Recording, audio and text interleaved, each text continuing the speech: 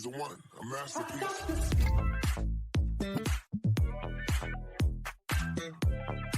Close to the gods. She's the one, a masterpiece. I'm Kurt Smith. I'm the head of product and strategy at FastSpring, and super passionate about helping software companies and SaaS companies grow and reach their full potential. Close to the gods. She's the one, a masterpiece. We are how growth stage software companies sell in more places around the world. And we do that by handling every aspect of the commerce experience. So whether you're talking about online checkout or subscription management, quoting and invoicing on the B2B side, and then all the way through to tax and compliance. We're a full service platform that provides all those commerce tools in one place. And if you think about it, there's a lot of software companies that really get slowed down as they start to grow globally. And that's really where we come in. We try to eliminate all that complexity as people start to grow into new regions and they realize all of a sudden, hey, I'm not tax compliant where I want to go and start to sell and where I want to start to grow. Or they want to pivot their pricing model a little bit and it's really complicated to re-engineer that on the back end. Or they want to open up a new channel, right? They want to start selling online or self-service through their online store. These are things that really slow folks down. I've seen it over and over in my career, and excited to bring those tools and that platform to bear for these software companies at FastSpring.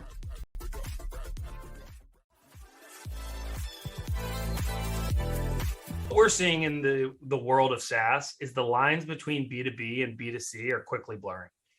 This is really happening in two ways. So first, historically, businesses have gone to market thinking of themselves as either a B2B company or a B2C company. And we're seeing countless examples of businesses being successful, kind of evolving from one to doing both, right? So, there's a business Sketch, which is a UX design tool that has historically sold just to independent contractors or individual users on the UX design side. They now have a thriving and growing B2B business as companies with larger UX teams are buying, multiple seats and multiple licenses, and as they've grown and evolved to offering more packages.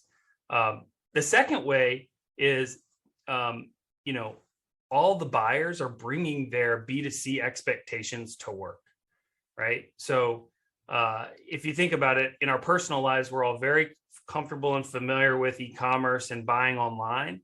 And then we show up to work, we're the same people, right? We're bringing these expectations and these preferences. We want to buy digitally and we want to self-service how we shop. As a B2B SaaS company, it's becoming imperative for us to offer that shopping experience to these buyers and making it convenient and easy for them to buy from us.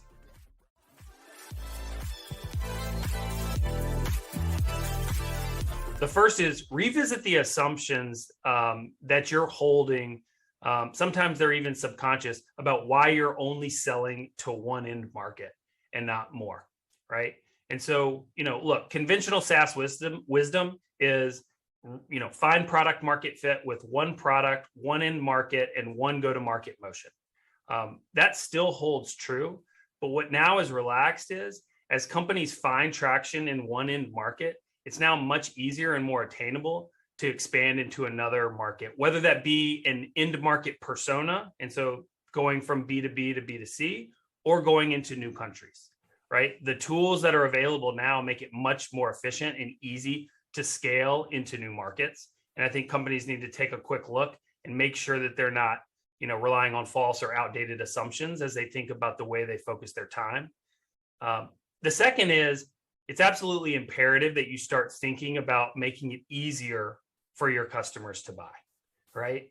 And so I think there are countless examples where there's just generally too much friction put in the place between that B2B SaaS vendor and that prospective customer or existing customer that wants to increase their MRR, right? Adding seats, upgrading, making plan changes. This is the reality of B2B SaaS, right? There's an interesting Zuora study that shows that there's, I think, over 4 plan changes per term for a B2B SaaS contract. we're constantly adding seats, subtracting seats, making plan changes. The world evolves, and you've got to make that really easy in order to tighten that relationship with your customer. If you think about it, the billing process and commerce interactions, it's the most frequent touch point with our customers. It's really important that we maintain a really seamless experience in order to increase ultimately the lifetime value of that customer and their satisfaction.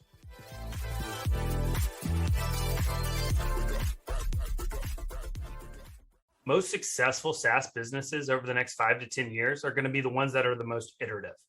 So, every SaaS business, and we know this, requires a lot of iteration. It requires iteration to find product market fit, to find channel fit.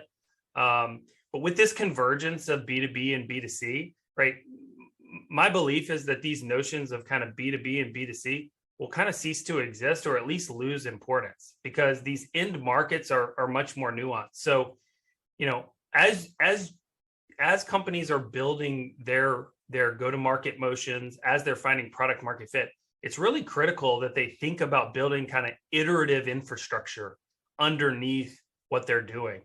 It's very unlikely that what you do today is going to be right forever, right? And we know that intellectually, but what we really need to be thinking about is how do we build a commerce infrastructure, and how do we build a platform that can iterate as we expand into new markets and gives us that flexibility to add new customer types, new personas, because these opportunities are there, right? The beautiful thing about SaaS is, it's easy to be iterative with your product. I mean, we're all agile and we're building and innovating so quickly.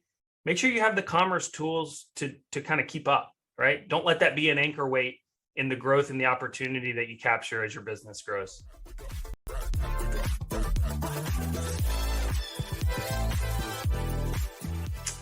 I'll be at B2B Rocks talking about scaling revenue.